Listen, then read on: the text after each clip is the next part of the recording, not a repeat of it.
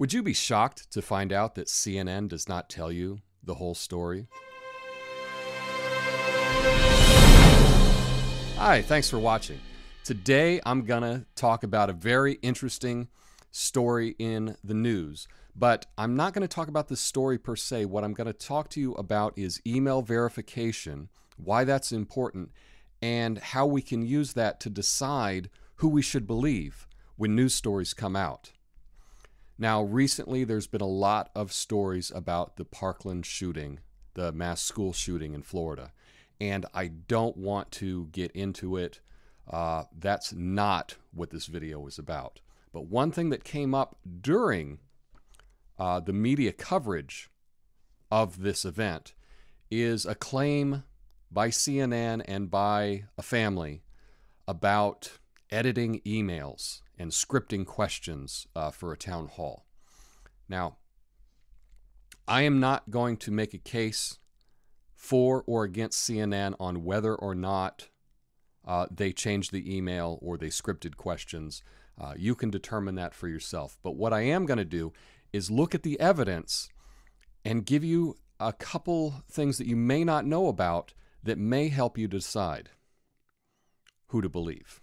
So there was a survivor, and this story is not about the shooting, okay? But there was a survivor, and he made the claim that CNN was scripting questions for the town hall. And as evidence, he printed out an email and presented it.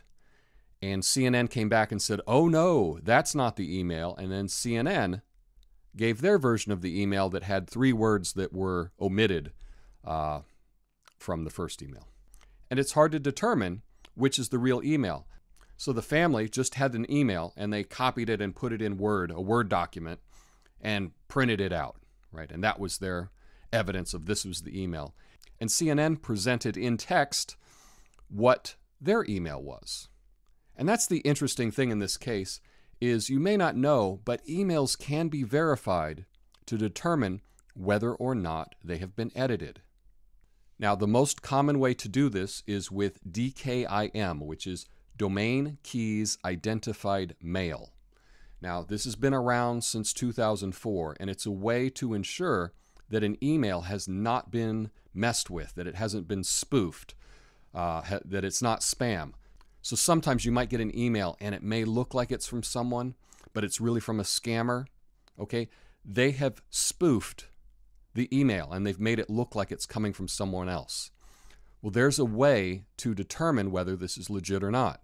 And this is in the headers of the email. Now, this is all technical stuff, and I'm not going to get into the technicalities of it.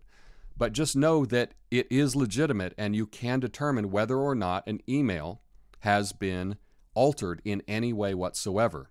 Now, the kid may not have this information. This is in the headers of the email. But you know who does have this information? CNN. It's on their mail server. They have their own mail server. So CNN definitely has DKIM. They have this technology. They do use this because they need to know if a tip that comes in, if it's been altered or not. That's very important. And CNN has this.